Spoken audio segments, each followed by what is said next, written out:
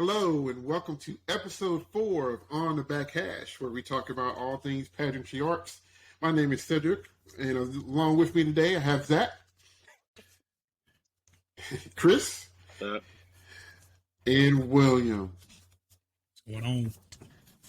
So, welcome back, and we got some things we have to talk about because the season is pretty much going into full steam ahead now. So, we're going to go ahead and start with our last week's show to watch, which was CrownBEAT. So, Chris, why don't you tell us about what you saw and noticed about the CrownBEAT show? So this was a really interesting one. I'm glad Zach picked this one because it gave us some pretty cool matchups and kind of see where everyone's kind of placing there. So I'm just going to kind of a quick rundown because we're going to get more into this in a little bit. But fifth was Music City. Then in fourth place you had Crossman. Third place was the Cadets. Second was Boston, and Crown was first, and they were a point ahead of Boston. So that's going to be one of our big topics we're going to talk about today. It's pretty interesting. We're starting to see, some of those contenders that we thought were going to be contenders. We're going to see that now. So there's the rundown. So Music City, fifth, Crossman, fourth, Cadets, third, Boston, second, and then Crown was first. Cool. So, kind of narrowing that down, and I believe two of those scores popped 80 this week. So that's 2 out of the 3 cores that popped 80 were at one show. So that's pretty huge, especially now.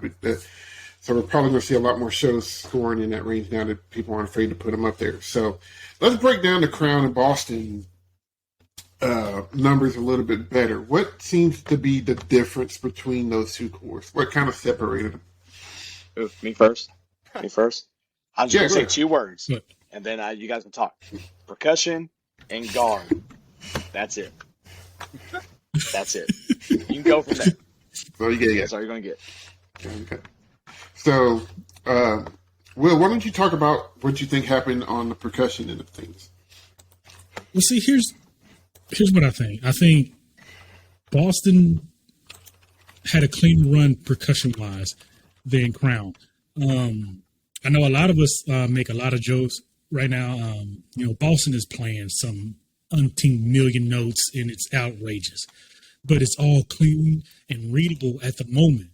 There's, going to be some gray spots, but overall, I think the energy and the aggressiveness Boston is bringing is putting them over the top. They only won by 0.3, if I remember. Yep. Over Crown, which still says a lot because it says, okay, while Boston is hacking out all these notes, Crown is still on the tail and they're still barely getting over somebody, because otherwise you would think that's at least a point above what Crown probably should have done. That's not the case. Crown gave a better and more solid package as far as overall percussion. I will definitely tell you, if Boston decides to try to shape a lot of those notes, it's going to be a whole different ball game for them. Because right now, a lot of this stuff is really wide and it's open and it's in your face stuff. But if they took something similar, like an SEV approach or something, and shaped some of those notes that they're playing that are really tight and really loud and just came out of it and came back out of it, if they start doing that, it's a wrap.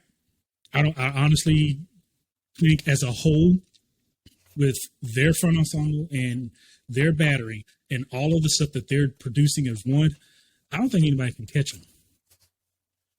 Yeah, looking at the... Go ahead.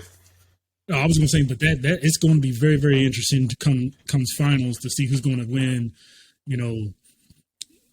the drum trophy at the end of the season, because them top five, boy. We're talking about Crown's percussion being like a solid contender, because we think back to 2013 when they won. It was like, it all depends on that battery, and if that battery can clean up enough, because it almost kept them from winning that year. And in the year after that, their percussion had some issues being clean and stuff like that. And now here we are, 10 years later, and it's like they've taken leaps and bounds really over the last 4 years. Because they did that. Yeah, they did what you said, and I think the battery had a heavy toll on their side, but I think it was around the Infernal year when that battery started to show their face, and ever since that Infernal year, they've been at the at the table at the conversation, you know. So They were, you can't count out they the Crown won. Book. They were like fifth or sixth in percussion, I think, or something like that. Oh So yeah, that was really it dragging was them bad. down. They were like, yeah. And you would think, you know, top 5, 6 percussion was, you know, that's great, that's fantastic, but that is very hard to win when a caption is that low and everything else is so high. Kind of breaking down the numbers just a little bit. In the percussion caption, Boston did beat Crown 16.3 to 16, and both subcaption content achievement. What's interesting is if you look at music analysis, Crown beats them by 0.3, so that's a wash. So the big difference for them came in brass, where Crown beat them by half a point, which ended up being 0.25 in the grand scheme of things, and they ended up winning by a point. So Boston's brass book might need to take it, you know, a step in the right direction as well, to help bolster that. And the analysis score, I think, if from the percussion standpoint, if the percussion can shape that stuff and do a little bit more musicality, that should not only bump up the percussion aspect of things, but it should also bump up the music analysis side of it too, which takes the overall picture from up in the stand. So I will say, I think kind of a big gap there. I will say the concept of Boston lends itself to have the wide open rawness that's going to hurt them analysis wise. I think like with that and then their brass, like it's so raw because it's supposed to be raw, but I think they're going to have to somehow round that out, and because that's the biggest gap was brass, and we even said that at opening night that, you know, we saw that where Boston was like third or fourth in brass or something like that, something like that. So like that's probably their one thing that if they can clean that up, they can be fine, because everything else is pretty comparable. There you have like, I mean, general effect, they're on 2/10 They a took point. color guard too, right? Yeah, 3/10 a point in general effect. So that's another little gap there. But I mean, music's going to take you places. We always say that in our education. You know, if you can't play, you know, that's part of it. You know, that's the aspect. So that's where they're really going to see some changes. But enough to take Crown in brass, I don't know. But improvement would help that. I mean, close you the look gap a visually lot. too, it's almost the same picture as it is musically. You know, Boston won drums but didn't win brass, and then you look visually, Crown had the better visual scores, but Boston's guard won. I mean, if they're splitting on those two captions, music and visual, my eyes go to the GE part, and right now Crown just has so much GE coming from every angle. Every blade of grass on that field has GE coming out of it. I mean, they've got ribbons, they've got fabric, they've got sound, they've got audience interaction, they've got QR codes. I mean, they got all this mess. And honestly, I think that's where Boston is behind, is the GE. I mean, those props are great, but they're going to have to throw something else in there to make it better. I mean, I look back to the SOS year. They had the trees, and they eventually kept adding to those trees and putting words down and creating things with the fire. And then they added the tarps in the end zone with the waves, and it kind of progressed as the season went on. But I don't really see any of that progression happening either through voiceovers or sound or adding these little visual elements here and there, props-wise, or uniforms and stuff like that. So I think that's kind of where Boston's getting held back a little bit. Yeah, probably. I'll get to GE probably here in a second with that, but kind of looking at the visual, with Boston winning guard, it was very tight. Boston left a lot of lettuce on the table. And what I mean by that is their content was 8.4, but the achievement was only 7.9. That's half a point in a caption, which, I mean, you get closer to that. You get that into the 8.2 range, 8.3 range, and now we're talking a little bit of a wider gap between them and not just a tenth. And then with everything else, Crown took the rest of visual. So I think Boston shows hard, and I think they're getting credit for it being difficult. But I mean, just looking at visual proficiency, content 8.2, but achievement 7.6. That's a pretty wide gap. You like to keep those gaps within about a tenth of each other. Now, I would say this judge had everybody content and achievement gap pretty wide. 0.7 for Crown, 0.6 for Boston, 0.5 for Cadets, 0.2 for Crossman. Crossman was probably the closest one to reaching their potential, according to him, and then 0.6 for Music City. So, that's a lot of lettuce on the table but from the guard standpoint, all of those numbers were close. So we really need to, I think just with time, they'll get a little bit more clean. They'll figure some stuff out. With GE, it depends on what the judges are looking for when it comes to that stuff, because it's what you're doing and then how well you're doing it. And I think it's less of the props and that stuff in this instance, but is Boston achieving at the level that they need to be achieving at with their product? And I think part of them not being as clean as Crown is with their product right now, that's probably where it is. The difficulty is about the same, in my opinion. It's not too far off, and I think the judges' numbers show that. But just the level of achievement that these guys, that Crown is doing right now, is just unbelievable with the product being asked to play. I will add to this because I kind of noticed this when I was watching what was going on.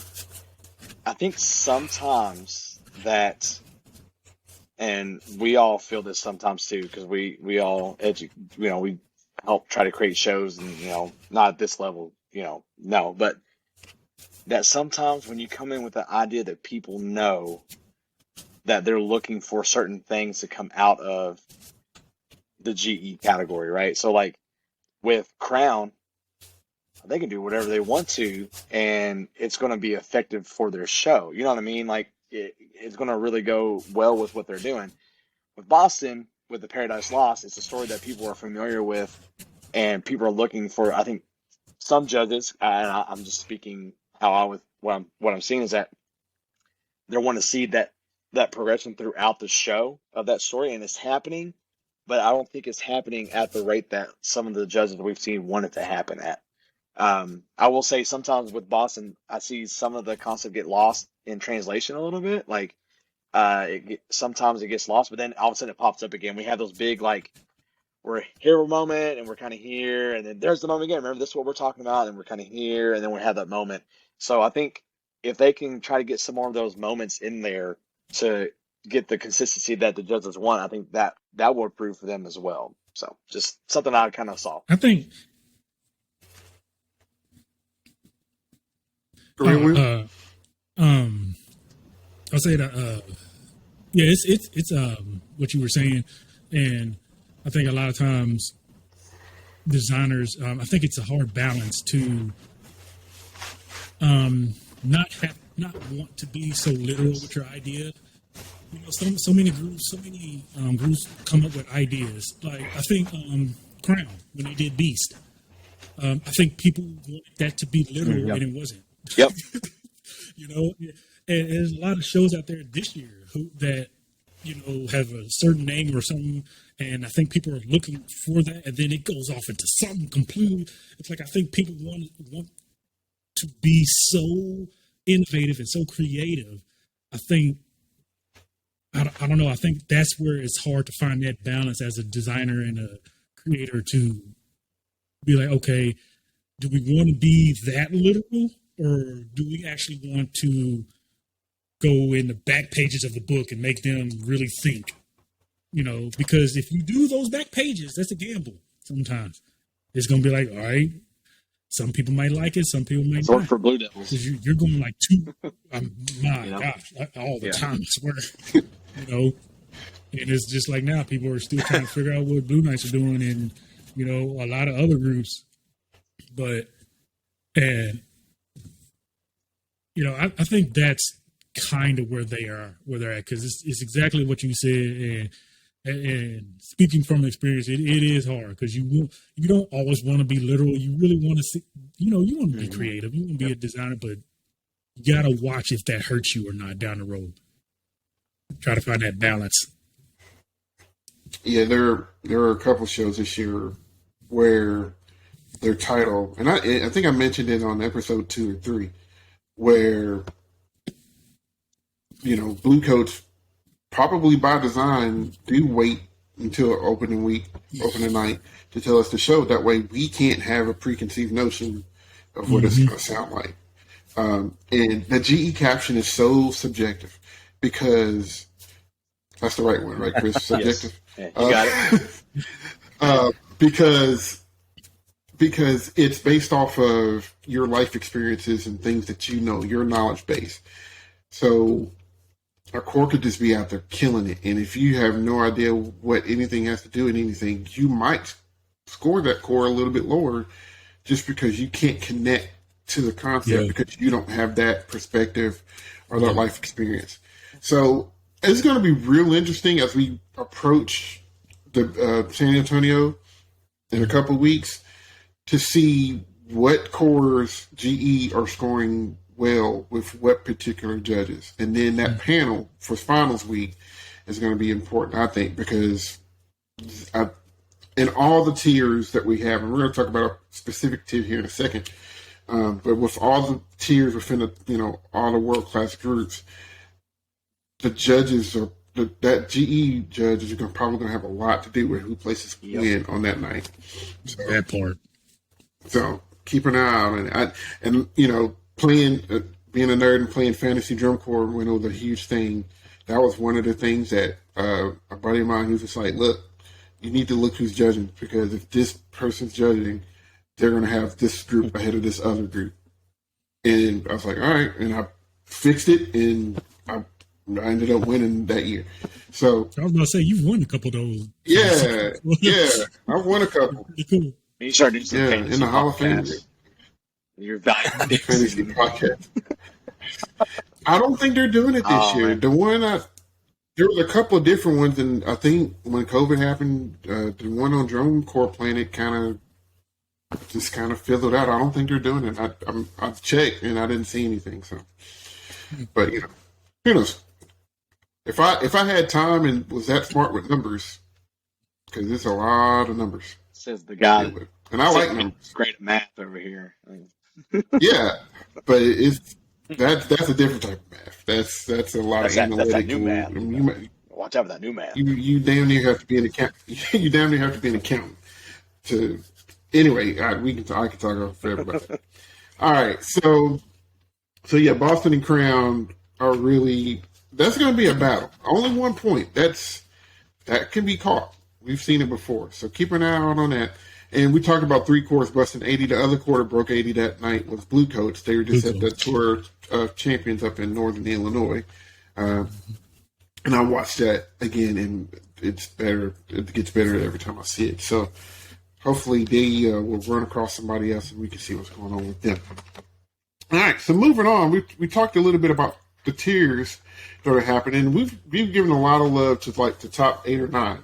But we're going to talk about this push for finals. So we're going to talk a little bit about the groups that are between 10 and 16. So the rankings we have right now are coming from DCI.org. So you can go there, get your scores, you can get your lineups, you know what the schedule is. They got lots of resources for you there. But we're going to look and we're going to talk about the cores there and what we think might happen. So I'm just going to read them off real quick from 10 through 16. In 10th right now is Crossman. Mandarins are 11th. And the final spot right now is heading towards Blue Knights, sitting in 12th. Whiteout Sound of Finals is Coats in 13th. Madison Scouts 14th. And Music City 15th. And then Academy is rounding it out in 16th. Like I said, these are based on the average scores of their last 3 shows.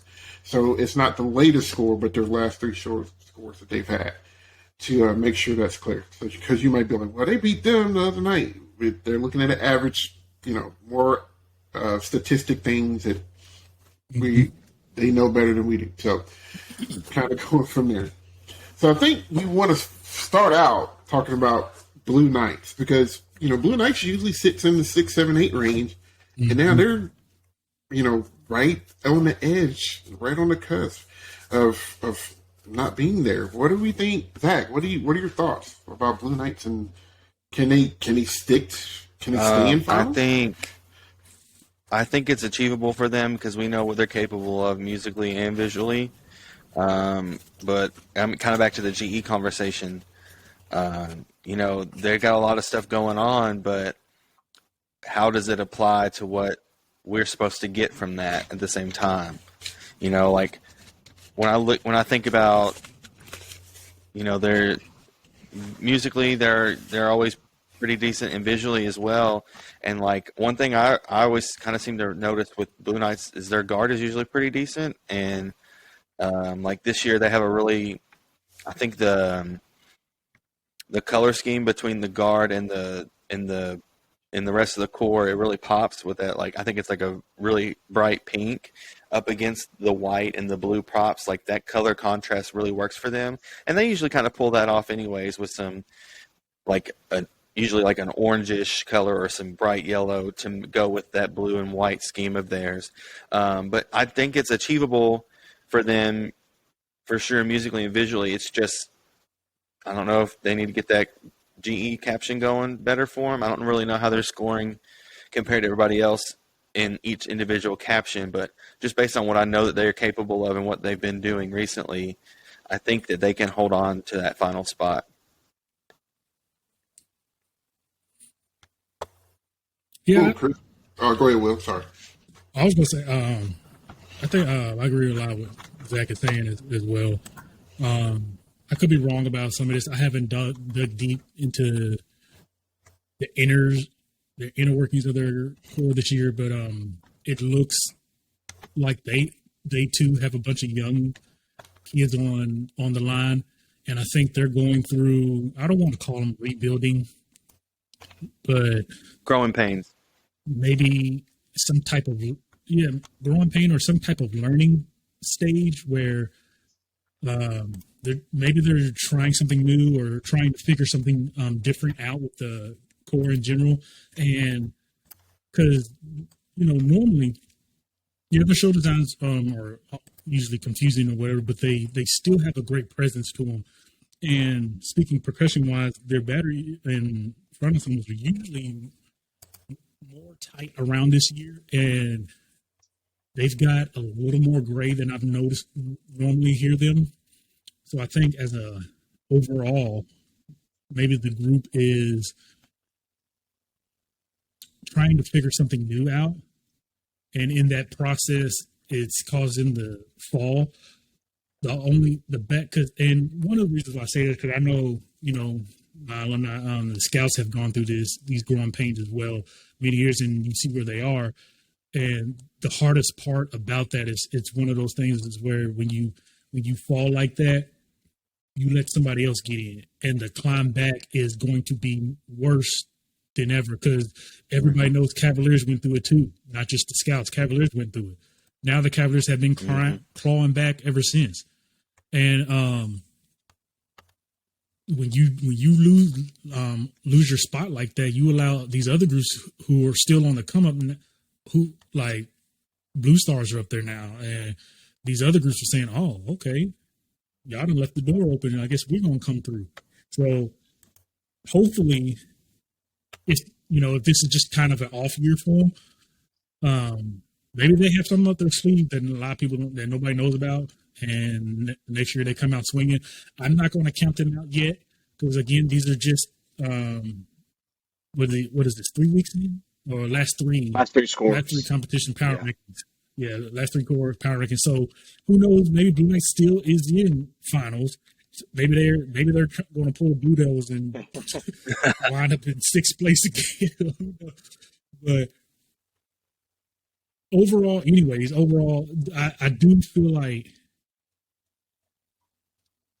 even around this time, they're amongst some of the shows that just may not be hitting as clean as others.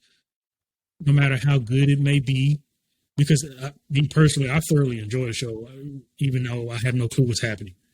But some of the sounds that they use and some of the notes that they use, and I know I've talked to some people about the percussion book, and it's like it's so creative what they do. But you can see, I feel like you can see the youngness in them, and there's something that's hurting. Chris, you got anything to add? I want to actually switch gears off of it for a second, and I want to talk about the Mandarins, dude. I Mhm. think that we've seen them. Their first year was the last time we had finals of their first year in. No, I think that was it was first their time. Oh no, second 2 years. or third in a row for them.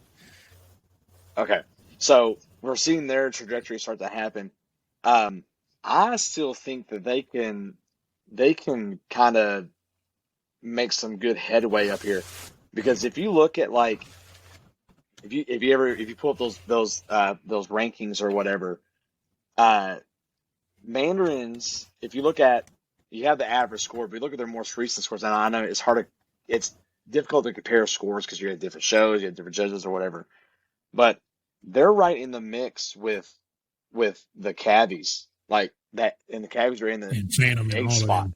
and they're right on the heels of Crossman and Phantom. So I mean, I feel like Yeah, they're breathing down the the top eight's neck Mandarins, a little bit. yeah, and I think they're the Mm-hmm. one that they're using their momentum to their advantage, and I think it's just something Yeah. that's really cool to watch. I really like the show. I'm a trombone. That's my instrument, and so them using trombones on the field is one of my greatest things. One of the coolest things ever is like it's so stripped down, but they have that moment at the beginning of the show where it's just the trombones playing, and it's just them, and that's it. And it's so just exposed, and it's just awesome to me, and I think it's really cool.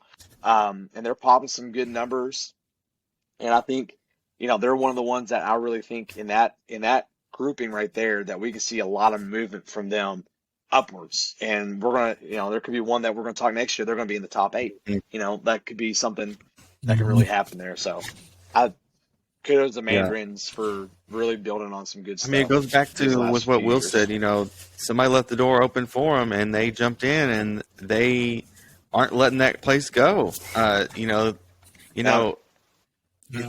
got in there, they got a taste of it, and it's on like Donkey Kong. Once Scout let that spot go, man. I mean, you've seen that 12 spot's been kind of I won't say revolving door, but we've seen a couple. We had the Academy make it for their first time.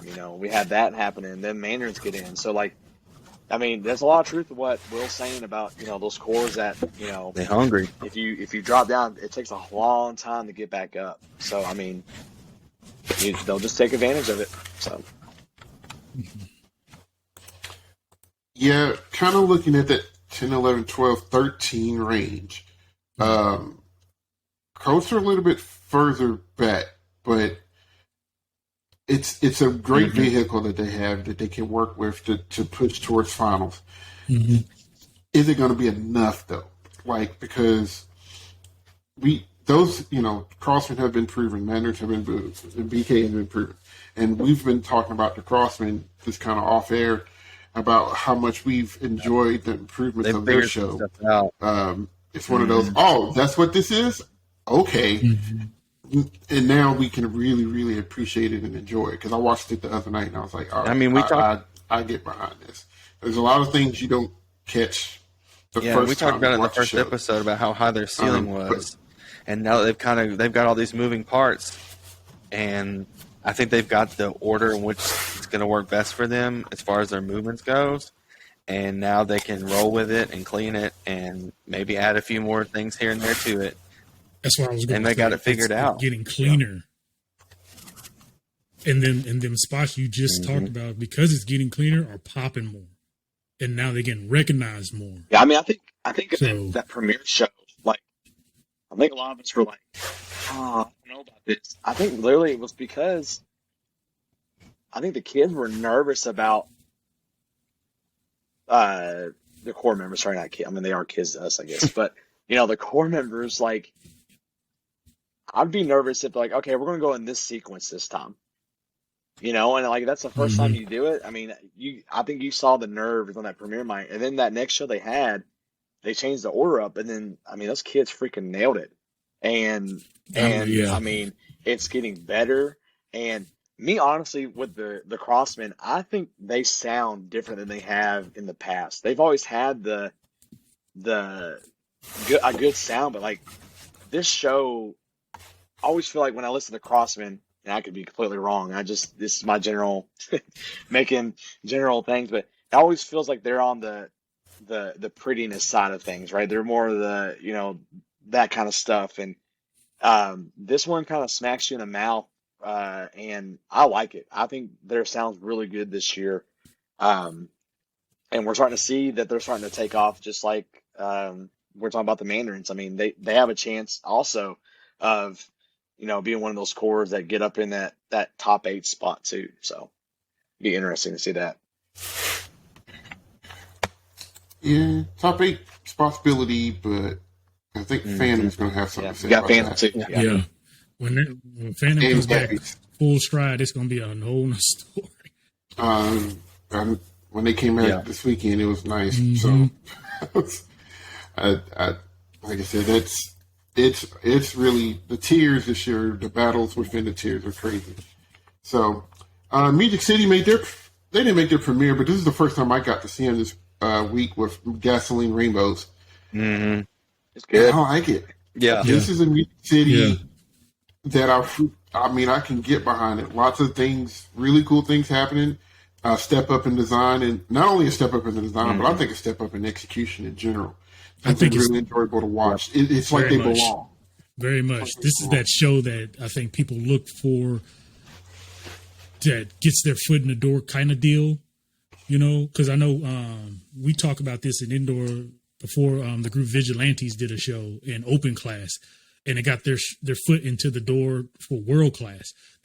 I think this is the show I think a lot of people have been waiting for Music City to do for who knows how long, really, because that ballad is it. I am all about that ballad.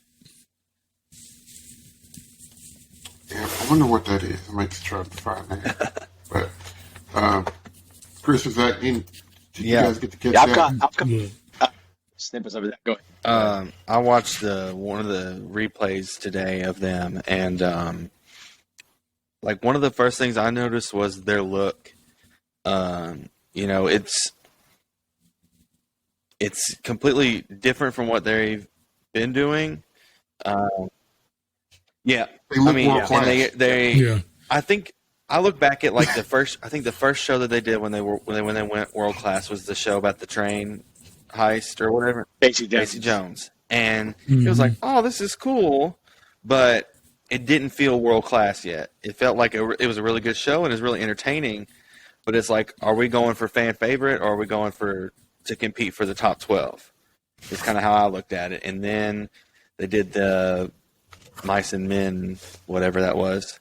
But then, you know, last year everybody's year was off, but then they come out this year and, you know, I look at their uniforms and how well they're using them during the show for visual effects. Like, I know that, like, in the very beginning, there's a huge ripple where they all turn from front field to the back toward the prop, and it's like a completely different color uniform change. Yeah. And it's it just really works for them. And one of the groups that I think about when we talk about using their uniform to their advantage, we used to always talk about Vanguard doing that, you know. And when I saw the Music City show for the first time, I was like, this is some Vanguard stuff with how they're using that uniform as part of the drill to their advantage visually.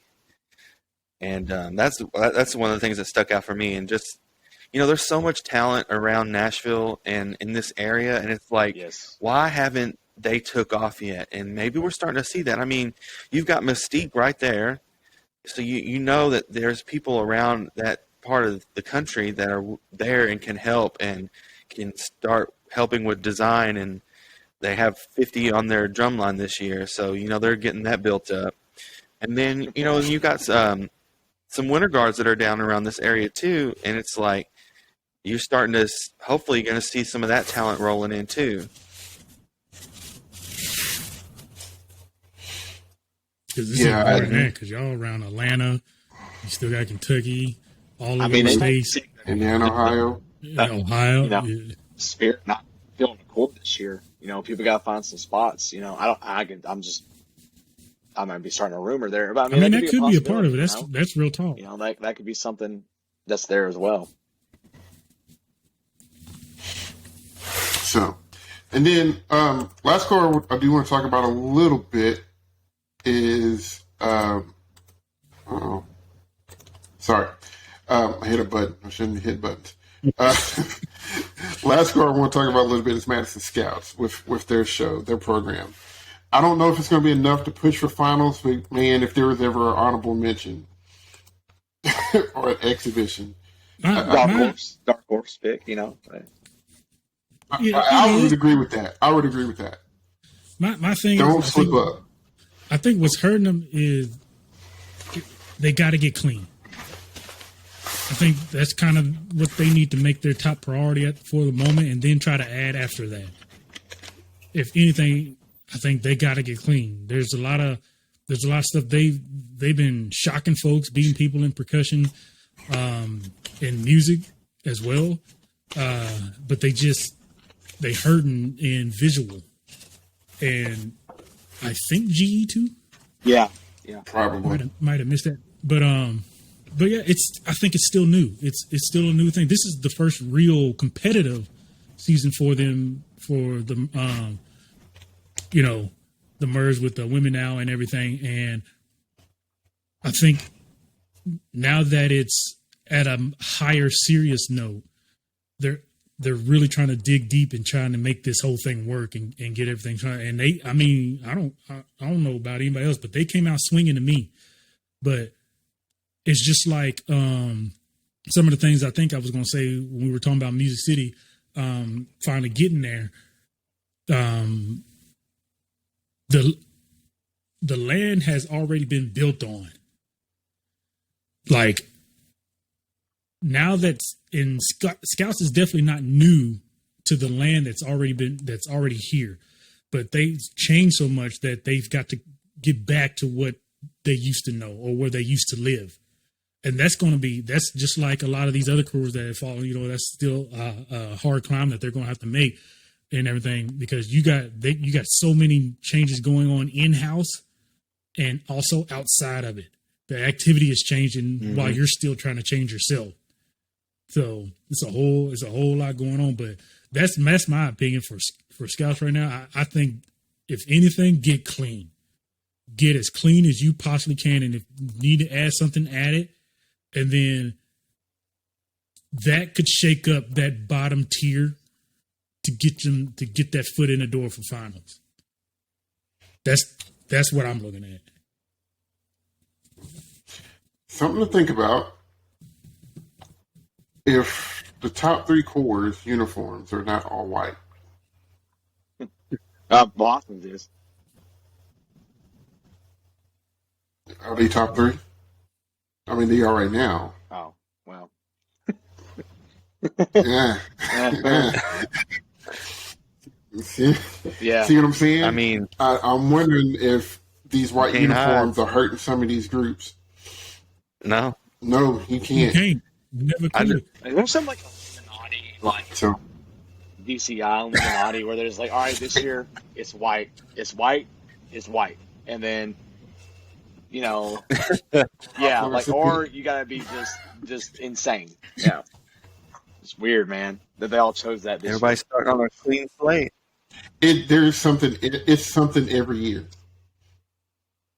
It's something every year. Me and Will talk about it. It's like, all right, somebody didn't get the memo this year. I think So, but yeah, it's a thing. It's kind of we're talking about Scouts and Music City and Academy is in that same lump with them. Those three groups are like razor thin between each other.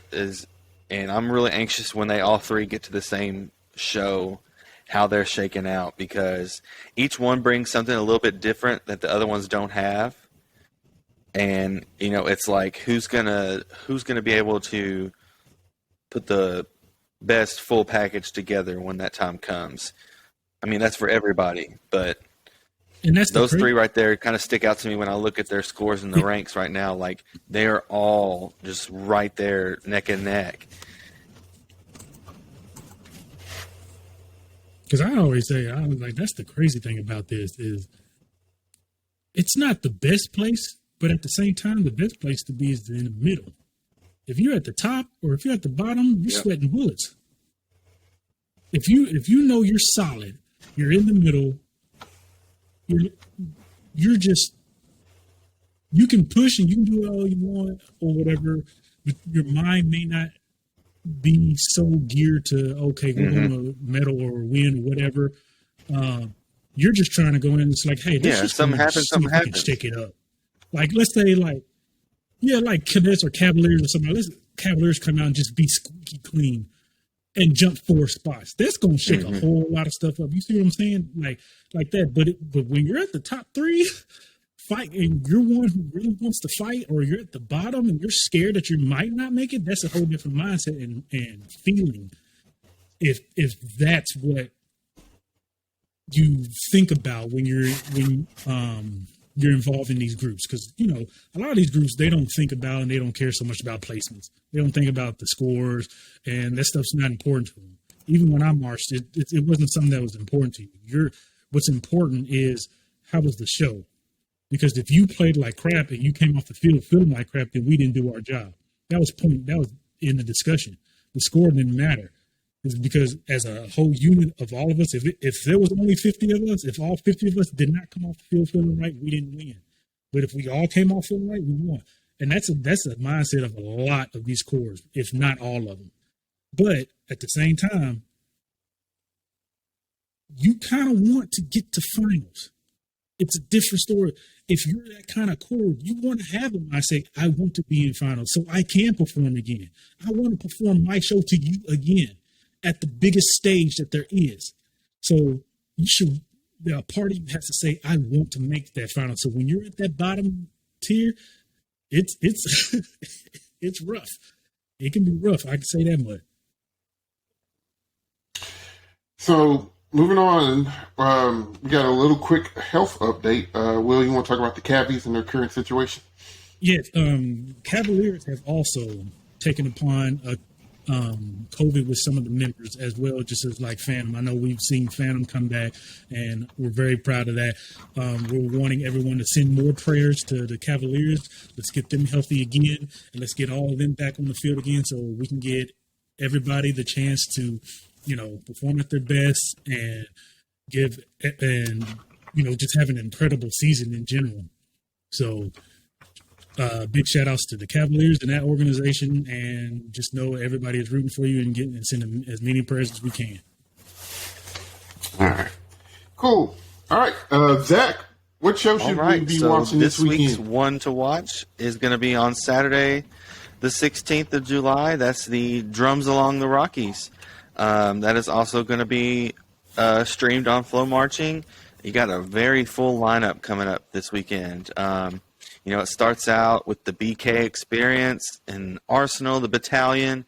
We're going to see Genesis, Troopers, Academy, then a quick intermission, and then Mandarins, Santa Clara Vanguard, Blue Devils, and Blue Knights. So we got basically all the heavy hitters in the West Coast coming together and stepping into the ring with one another to see where everybody lies. Eyes are on that SCV Blue Devils, matchup. You can kind of keep your eyes on Mandarin's Blue Knights Academy area as well. So there's some interesting little head-to-head matchups going on at this show out west. Is this the first time that Mandarins and Blue Knights have faced each other? I don't think so, because I think it was just recently they beat Blue Knights. Blue Knights? And it was the first time they'd ever done it. Okay, I'm saying. Yeah, they beat them. I think that was the first time Mandarins had ever beat them. Oh, dude. DCI also has a head-to-head thing. So if you need to look up head-to-head stuff, that's what I'm actually clicking there right now. I was hoping somebody could start one. You can get deep into the analytics. Go mess around with. Like, All right, we lost Chris for the rest of the podcast. But yeah, it looks like Mandarin's handling pretty. Yeah. Yeah, it wasn't even close. Yeah. Gotcha. So, and that's one thing I know when I look at statistics and stuff like that. I look more head to head than I do averages, because that will tell me more generally than anything else. So there's that. So make sure you guys catch that show this weekend. Now, our top 8 going into this week. So remember, these are our top 8. It may not be like who we think are going to finish top 8. This is our top 8 going in from this week. So I think I put Zach on the spot last time, so I'm going to put Chris on the spot. Gotcha. I'm going to put Chris there this time. So, all right. Chris, let's hear your top 8. I will say my top 4 has not changed. Crown is 1, Blue Coats is 2, Boston is 3, and BD is 4. So that has not changed for me. I do have a shakeup, though, on my bottom 4. With 5th, I have the Cavies. 6th, I have SCV. I just need to see that show finished and ready to go. That's what I'm waiting on there. 7th is the Cadets.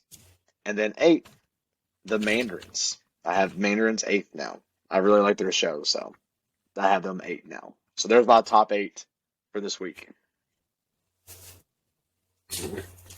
Will, what you got? My top 3, did it change? I think it changed a little bit. Going from top to bottom, I still have Crown as first. I think now I have Blue Coats second. I think before I had Boston. But I got Blue Coats second, Boston third, and this has changed. I have Blue Devils fourth. I've moved them back up.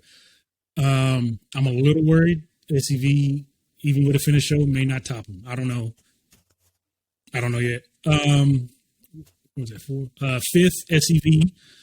6th, I have Blue Stars. Good show, man. And 7th is a weird one for me. I have Cadets 7, but I think Phantom might top them. So I have Cadets and or Phantom for 7th, and then I have Cavies 8th. So Crown, Blue Coats, Boston, Blue Devils, SEV, Blue Stars, Cadets or Phantom, and Cavies sitting 8th. All right. Cluster. That's what it is. Okay. All right. You know, that top 3, I've got Crown, Blue Coats, BD, but you could flip a coin on finals night, and I think it could be any order. You know, my heart really wants Boston there. Boston's my 4. My heart really wants Boston in the middle, but right now I just don't think it's going to happen. I think they're super close, and I think it's going to be one of those Carolina Crown situations where everybody's pulling for it, and it's just not going to happen. Gotta get clean. Then I got Vanguard in 5th. Gotta get clean. Then my next just jumbled mess involves Cavaliers, Phantom, Mandarins, Cadets, and Blue Stars. I think those all are just kind of going after each other. You need a top 4. I mean, I think it's going to be close, but right now I've got Cavaliers in 6th, Phantom up to 7th, and Mandarins in my 8th spot. But yeah, I mean, check back next week and it'll be completely different. Top first. Oh yeah. 18-way top. Just wait until we. Just wait until we start expanding this to top 12. My top 8, I'm going to be different and go backwards. At 8, I have Phantom. I really like that show, and I know the ending is going to get even better, but I like what Phantom's doing. Cavies at 7, really cool and fun show. Cadets at 6, I like the old school vibe. I know. SCV at 5th, I got some flack. You sure did. I got some flack. I read it too. But that was from a perspective of shows that I really like and really want to watch. Right. Not that I don't like SCV, but that for me, that formula, unless that closer just wows me, and that's one of those shows I'll get more engaged the more it goes on. Mm-hmm. So they can move up and once I see this closer, that can shift. I could see them meddling if that closes about that business. So SUV's in fifth. Whoever, drowned me in the comments last time, I'm sorry.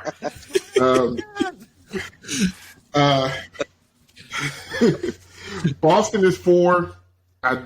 It's missing that It's making sense. that polish, that extra little shine on it to put it in the top 3. Blue Devils 3rd, Crown 2nd, and I like Blue Coats. I really enjoy that show. It's mind provoking for me. It's mind provoking, and they do a lot of things really, really well. And it's like Easter eggs in that show all over the place, and you're not going to find them all until finals, I don't think. So Blue 1st, Crown 2nd, Blue Devils 3rd, Boston 4th, SEV 5th, Cadet 6th, Cavi 7th, Phantom 9th, and I could add Madison Scouts to that list if I really wanted to, but I'm not. Listen. Math doesn't math. I'm not going to do it. It should be like what the reality. You need to add your C to make them Phantom 8th, not 9th. You said Make it Phantom 8th, 9th, not 9th? I'm messing with you. Yeah. Did I? Oh, I didn't have 9. Did I have 9 in my I list? I don't know. I Zach lost had count at 15, Listen, so that- I think you're I all just right. want everybody to You be in put finals and have a 32 good time. people. We are all I just everyone winners needs to today. participate. We are all winners today. We are all winners in the heart of the world. Even Right. you. So, oh jeez. All right, guys, this has been the last episode. Chief Justice now. Look, I'm not gonna let y'all do that. Me. So before we wrap up today's episode, we want to shout out Drum Corps Circle. They are on Twitter, Facebook, and Instagram. And in the comments below, they do an awards ceremony where people vote in the DCI community, and you can vote on who you think had the best drum major, cymbal line, the best use of vocals, the best front ensembles, the best musical soloist, the best color guard feature, and the best social media presence. You can vote on all of these things, so not just who have the best percussion in general or color guard or core in general, but like, giving a lot of parts of the chorus that don't necessarily get a lot of love.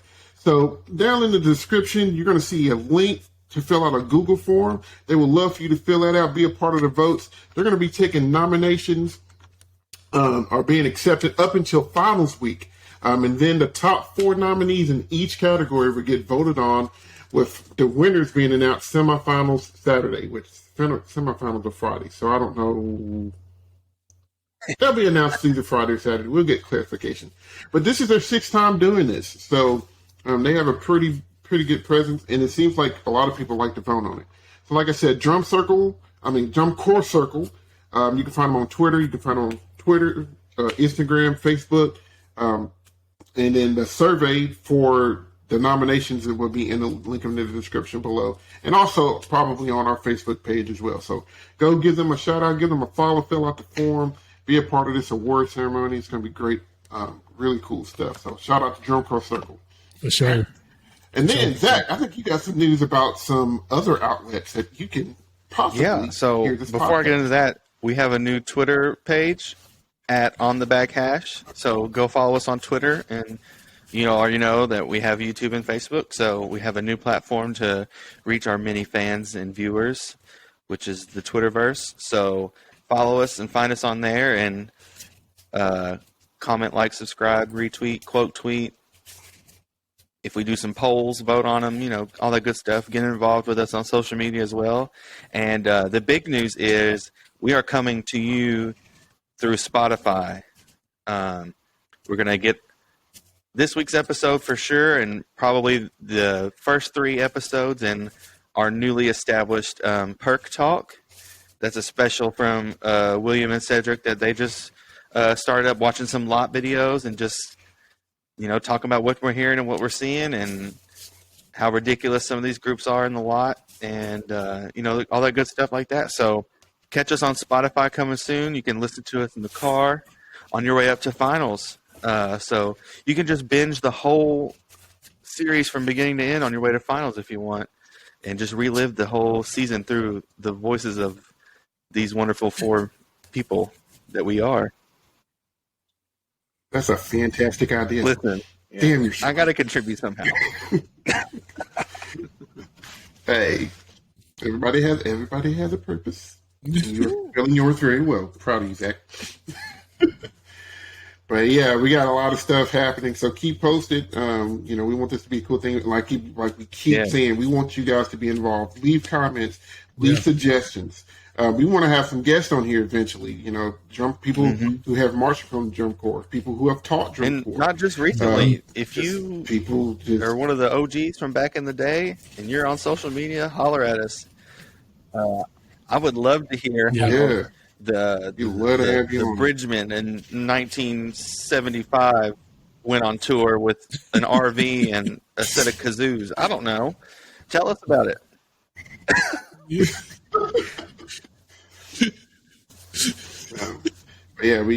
really want this to be not just about us four, but about just the love of marching arts in general, and you guys can be a huge part of that. So hopefully, like I said, keep commenting, keep liking, keep subscribing, keep doing all that stuff, being involved. Like I said, we still got some things coming up. We'll probably have another percussion talk episode coming out this week, I'm sure. I might live streams coming, and if not a live stream, a reaction Facebook Live is going to happen very, very soon. We might do one after this week's good one to watch if we can get everything set up. So keeping you guys involved. So if our hearts and minds are clear, that's a shout out to right Gold in open class, swinging with the big boy. Shout out to Gold, man. They're doing some good things out there. I don't know if we talked about them yet, but that just popped in my head. That open class stuff's going to get interesting. We have not, but that's something we should probably dig into a little bit next week. Because Spartans is hot too. Yeah. We know BDB is good and SCBC are good, but Spartans and Gold are like, they ain't just y'all two anymore. So yeah, we're gonna get some open class some love next week, I believe. We can do that most def. So if that's all we got for Zach, Chris, and William, my name is Cedric. I hope you guys enjoyed episode 4. And as we like to leave, out.